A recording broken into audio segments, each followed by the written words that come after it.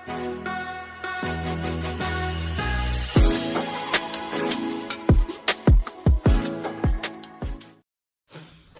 Everyone, आप सभी का स्वागत है आपके अपनी आरबीपीएल पाठशाला में। तो आज हम करने वाले हैं केमिस्ट्री का मॉडल पेपर नंबर 1।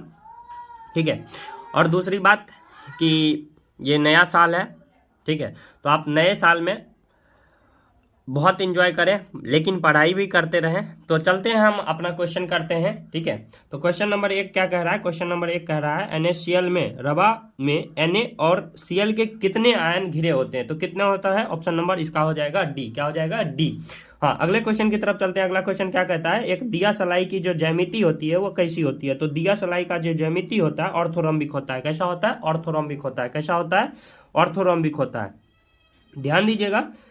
अगले क्वेश्चन की तरफ चलते हैं। अगला क्वेश्चन आपका क्या कह रहा है? अगला क्वेश्चन कह रहा है, अगला क्वेश्चन कहता है कि n गोले वाले सीमित पैकिंग में अष्टफलक रिक्तियों की संख्या कितनी होती है? तो देखिए, इसका सीधा सा जवाब मैं आपको बता दे रहा हूं। देखिए, यदि अष्टफलक पूछे तो जितना दिया है उतना मार दीजिएगा ऑप्शन, और अगर जो चतुष्फलक पूछ लिया है तो जितना बोला है उसका 2 गुना कर दीजिएगा। ठीक है, क्या कर दीजिएगा? 2 गुना कर दीजिएगा। ठीक है, तो इसका आंसर क्या हो जाएगा? क्योंकि अष्टफलक पूछा है तो ऑप्शन नंबर क्या हो जाएगा? सी हो जाएगा। क्या हो जाएगा? सी हो जाएगा। अगले क्वेश्चन की तरफ चलते हैं। अगला क्वेश्चन क्या कह रहा है? अगला क्वेश्चन कह रहा है निम्नलिखित में किस प्रकार के दोष में रवा के घनत्व में कमी आ जाती है? तो किस प्रकार के दोष में रवा में घनत्व में कमी आ जाएगी? तो शॉर्टकी में। किसमें? शॉर्टकी में।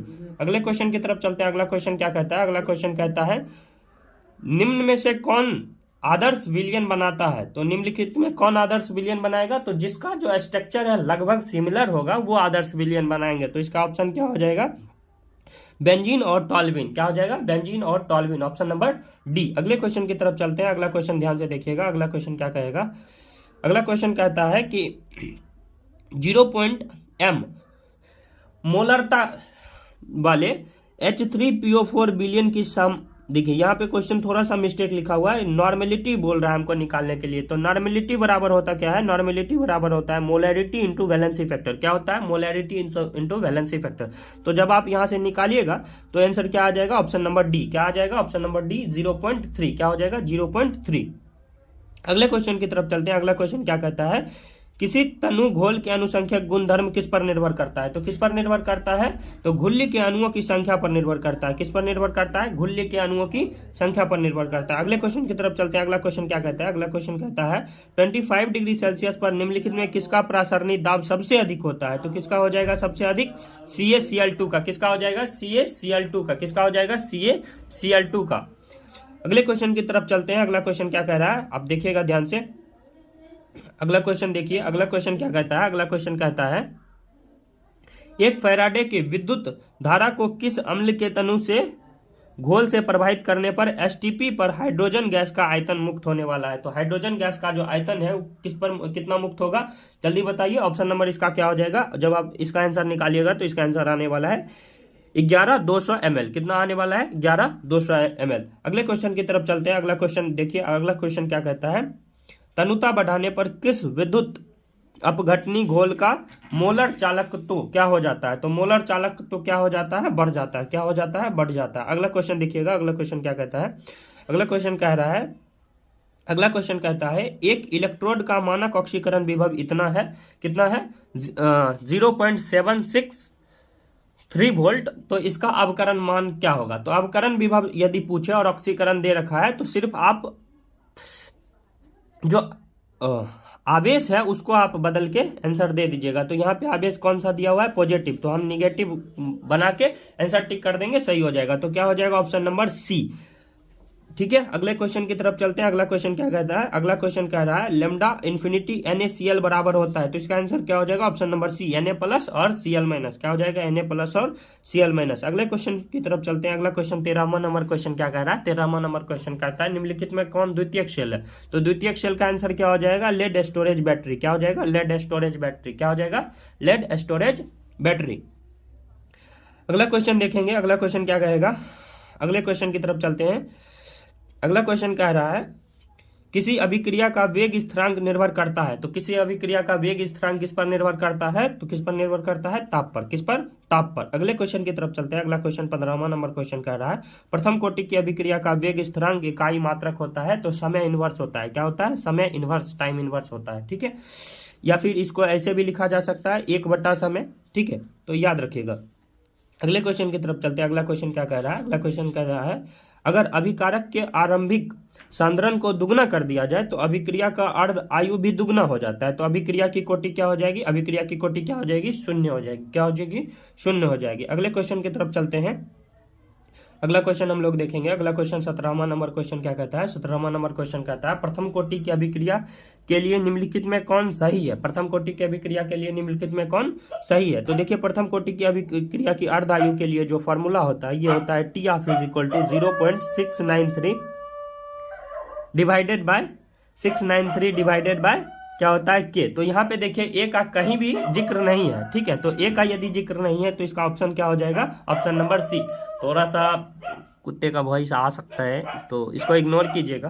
ठीक है, अगले क्वेश्चन की तरफ चलते हैं। अगला क्वेश्चन क्या कह रहा है, अधिशोषण का वह घटना जिसमें कोई पदार्थ क्या हो जाता है, तो दूसरे सतह पर जाके जमा हो जाता है। क्या हो जाता है, दूसरे सतह पर जाके जमा हो जाता है। ठीक है, अगला क्वेश्चन देखेंगे हम लोग। अगला क्वेश्चन क्या कहता है, उत्प्रेरक वह पदार्थ है, उत्प्रेरक वह पदार्थ है जो क्या हो जाता है, साम्य अवस्था प्राप्त करने पर समय को घटा देता है। क्या हो जाएगा इसका आंसर, ऑप्शन नंबर सी। साम्य अवस्था प्राप्त करने पर समय को क्या कर देता है, करने के लिए समय को क्या कर देता है, घटा देता है। अगला क्वेश्चन देखेंगे। अगला क्वेश्चन क्या कह रहा है, लायोफोबिक कोलाइड का स्थायित्व का कारण क्या है। तो लायोफोबिक के स्थायित्व का जो कारण होता है, कणों का आवेशित होना होता है। क्या होता है, कणों का आवेशित होना होता है। अगले क्वेश्चन की तरफ चलेंगे। अगला क्वेश्चन क्या कहता है, गोल्ड संख्या जुड़ा होता है, गोल्ड संख्या जुड़ा होता है, गोल्ड संख्या किससे जुड़ा होता है, गोल्ड संख्या जो जुड़ा होता है किससे जुड़ा होता है, लायोफिलिक कोलाइड से। किसके, लायोफिलिक कोलाइड से। हाँ, अगले क्वेश्चन को देखते हैं। अगला क्वेश्चन क्या कहता है, सल्फाइड अयस्कों को प्रायः सांद्रित किया जाता है। तो सल्फाइड अयस्कों को प्रायः किसके द्वारा सांद्रित किया जाता है। ये क्वेश्चन देखिए 10वीं में भी पूछा गया है, 10वीं के भी मॉडल पेपर में है। ठीक है, तो इसका आंसर क्या हो जाएगा, फेन उत्प्लवन विधि। क्या हो जाएगा, फेन उत्प्लवन विधि। अगले क्वेश्चन की तरफ चलते हैं। अगला क्वेश्चन क्या कहता है, निम्नलिखित में किस धातु को निष्कर्षण जटिल निर्माण विधि द्वारा किया जाता है। तो देखिए, इसका छोटा सा ट्रिक मैं आपको बता देता हूं। जिसको आपने पढ़ा होगा कक्षा 12वीं का निष्कर्षण जिसके बारे में आपने पढ़ा होगा, वो सारे आसान होते हैं और जो बच गया वो जटिल होता है। तो आपने जड़न का जरूर पढ़ा होगा, पारा का पढ़ा होगा, कॉपर का पढ़ा होगा। एजी का नहीं पढ़ा है तो इसका क्या हो जाएगा, जटिल हो जाएगा। क्या हो जाएगा, जटिल हो जाएगा। अगला क्वेश्चन देखते हैं। अगला क्वेश्चन क्या कहता है, अगला क्वेश्चन कहता है जोन डिफाइनिंग मेथड किसके लिए यूज किया जाता है। तो जोन डिफाइनिंग मेथड जो है यूज किया जाता है अत्यंत ही विशुद्ध धातु प्राप्त करने के लिए, अत्यंत ही विशुद्ध धातु प्राप्त करने के लिए। अगला क्वेश्चन देखेंगे हम लोग। अगला क्वेश्चन क्या कहता है, अगला क्वेश्चन क्या कहेगा, अगला क्वेश्चन कह रहा है कि लोहे के निष्कर्षण में जो धातुमल प्राप्त होता है वह क्या है। देखिए, लोहे के निष्कर्षण में जो धातुमल प्राप्त होता है वो गलती से भी ये टिक मत कर दीजिएगा। क्यों, क्योंकि इसका जवाब ये है ही नहीं। आप समझ रहे हैं, इसका जवाब ये है ही नहीं। तो क्या है, तो इसका जवाब होता है CaSiO3। ठीक है, तो धातु के निष्कर्षण में यदि हम ये निकाल ही देंगे तो हम प्राप्त क्या करेंगे। ठीक है, बात समझ रहे हैं। तो लोहे का अगर जो हम निष्कर्षण करेंगे, लोहा ही निकाल देंगे तो हम फिर निष्कर्षण किसका करेंगे। तो निष्कर्षण में जो धातुमल होता है क्या होता है, CaSiO3। ठीक है, अगला क्वेश्चन देखते हैं। अगला क्वेश्चन क्या कहता है, नाइट्रोजन का निम्नलिखित में कौन सा ऑक्साइड अनुचुंबकीय होता है। तो नाइट्रोजन का निम्नलिखित में कौन सा ऑक्साइड अनुचुंबकीय हो जाएगा, तो इसका ऑप्शन हो जाएगा ऑप्शन नंबर बी, NO2। क्या हो जाएगा, NO2।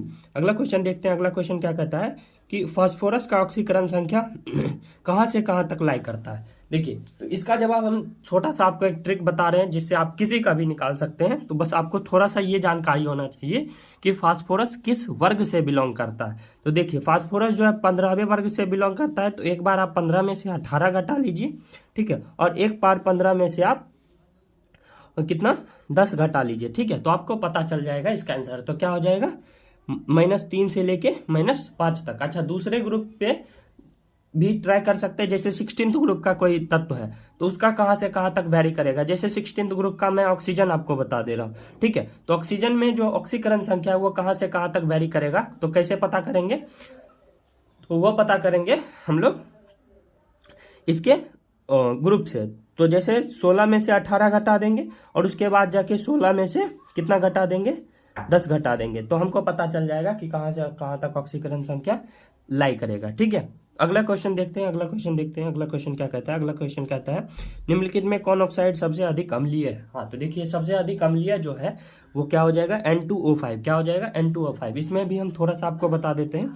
इसमें जो होगा N2O5 होने का मेन रीजन है क्योंकि N2 जो है अधिक अधात्विक तत्व है। क्या है, अधात्विक तत्व है। और अधात्विक तत्व का जो ऑक्साइड होता है,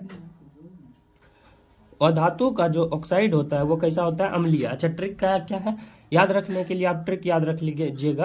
अ से अधातु, अ से अम्ल। क्या, अ से अधातु, अ से अम्ल, यानी कि अधातु का जो ऑक्साइड होता है कैसा होता है, अम्लीय होता है। तो इसका आंसर क्या हो जाएगा, N2O5। क्या हो जाएगा, N2O5। अगले क्वेश्चन की तरफ चलते हैं। अगला क्वेश्चन क्या कह रहा है, अगला क्वेश्चन कहता है कि फॉर्मिक अम्ल सांद्र से अभिक्रिया कर बनाता है। देखिए क्वेश्चन थोड़ा सा मिस्टेक लिखा गया है। तो फॉर्मिक अम्ल जो है सांद्र, यहाँ पे देखिए क्वेश्चन ठीक किया गया है, कंसंट्रेटेड H2SO4 टू फॉर्म। तो यानी कि सांद्र H2SO4 से जब अभिक्रिया करेगा तो क्या होगा, तो सांद्र H2SO4 से जब अभिक्रिया करेगा तो क्या बनाएगा, CO बनाएगा। क्या बनाएगा, CO बनाएगा। अगले क्वेश्चन की तरफ चलते हैं। सल्फर के अणु होते हैं, तो सल्फर जब भी लिखा जाता है तो S8 के फॉर्म में लिखा जाता है। किस फॉर्म में लिखा जाता है, S8 के फॉर्म में। तो क्या हो जाएगा, अष्टाण्विक। क्या हो जाएगा, अष्टाण्विक। अगला क्वेश्चन देखते हैं। अगला क्वेश्चन क्या कहता है, अगला क्वेश्चन कहता है Cu का इलेक्ट्रॉनिक विन्यास होता है। तो यहाँ पे Cu का इलेक्ट्रॉनिक विन्यास जो होता है, सही आप जब निकालिएगा, यदि आपने पढ़ा है तो आपको पता होगा कि Cu का और क्रोमियम का जो है 3D सीरीज में वो जो है थोड़ा सा अपवाद होता है। तो इसका आंसर क्या हो जाएगा, ऑप्शन नंबर बी। क्या हो जाएगा, ऑप्शन नंबर बी। अगला क्वेश्चन देखते हैं। अगला क्वेश्चन क्या कह रहा है, अगला क्वेश्चन कहता है कि लेंथेनॉइड तत्वों का सामान्य इलेक्ट्रॉनिक विन्यास क्या होगा। तो लेंथेनॉइड का जो तत्वों का सामान्य इलेक्ट्रॉनिक विन्यास हो जाएगा, ये हो जाएगा ऑप्शन नंबर बी। क्या हो जाएगा, ऑप्शन नंबर बी। अच्छा, यहाँ पे थोड़ा सा मिस्टेकली लिखा गया है।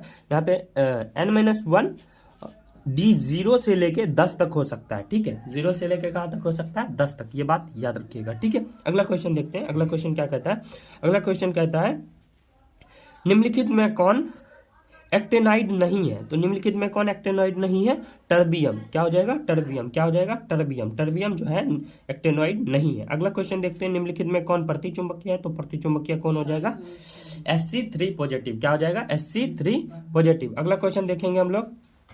अगला क्वेश्चन क्या कह रहा है, Fe मतलब जिसका परमाणु संख्या 26 है, अयुग्मित इलेक्ट्रॉनों की संख्या कितनी है। तो अयुग्मित इलेक्ट्रॉनों की संख्या हम लोग चेक कर लेते हैं। तो अयुग्मित इलेक्ट्रॉनों की संख्या जो होता है, देखिए हम इसको बना के बता दे रहे हैं। तो जब हम इसका निकालने जाएंगे तो अगर जो इसका इलेक्ट्रॉनिक विन्यास लिखेंगे तो आर्गन, उसके बाद जाके 4s2 और उसके बाद जाके 3d कितना हो जाएगा, 6 हो जाएगा। तो जब 2 पॉजिटिव आ रहा है, दैट मीन्स एस से सारा का सारा इलेक्ट्रॉन निकल चुका है। और उसके बाद जाके 3d6 का जब डी में कितना ऑर्बिटल पाया जाता है, 5, ठीक है। तो जब इसमें हम फुलफिल करेंगे तो हमारे पास जो है क्या हो जाएगा, कितना बचेगा, 4 बचेगा। कितना बचेगा, 4 बचेगा। कितना बचेगा, 4 बचेगा, ठीक है। अयुग्मित इलेक्ट्रॉनों की संख्या इसमें कितना हो जाएगी, 4 हो जाएगी। अगला क्वेश्चन देखते हैं। अगला क्वेश्चन क्या कहता है, K3 FeCN6 में Fe का जो ऑक्सीकरण संख्या है वो कितना है। तो Fe का ऑक्सीकरण संख्या कितना हो जाएगा, तो +3 हो जाएगा। क्या हो जाएगा, +3। अगला क्वेश्चन देखते हैं। सभी लिगेंड हैं, तो सभी लिगेंड कैसे होते हैं, लुईस बेस होते हैं। कैसे होते हैं, लुईस बेस होते हैं। कैसे होते हैं, लुईस बेस होते हैं। अगला क्वेश्चन देखेंगे। अगला क्वेश्चन क्या कहता है, जटिल आयन इतना का संरचना कैसा होता है। तो देखिए इसका जो संरचना होता है ये वर्गतलीय होता है। ऑप्शन देखते हैं क्या वर्गतलीय है ऑप्शन में, तो क्या हो जाएगा, हाँ वर्गतलीय है। तो इसका क्या हो जाएगा, स्क्वायर प्लेनर यानी कि वर्गतलीय। क्या हो जाएगा, स्क्वायर प्लेनर यानी कि वर्गतलीय। अगला क्वेश्चन देखते हैं। अगला क्वेश्चन क्या कहता है, विटामिन B12 में रहता है। तो विटामिन B12 में क्या रहता है, कोबाल्ट रहता है। क्या रहता है, कोबाल्ट रहता है।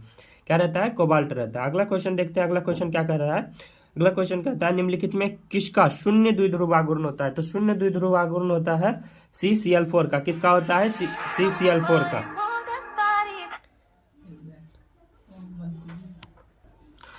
हाँ, तो आज यहीं पे रहने देते हैं और आगे का जो है 41 से लेके 70 तक का जो क्वेश्चन है वो अगले पार्ट में आपको मिलेगा। थोड़ा सा छोटा सा वीडियो होगा, मात्र 10 मिनट में हम उसको कवर कर लेंगे। ठीक है, तो आप पढ़ाई करते रहें। ऑल द वेरी बेस्ट और हैप्पी न्यू ईयर आप सभी को। अपने लाइफ को एंजॉय करें, लाइफ में बहुत सारी चीज़ें अचीव करें, आपको भगवान तरक्की दे। ठीक है, धन्यवाद। मिलते हैं फिर अगले लेक्चर में, तब तक के लिए ओके बाय।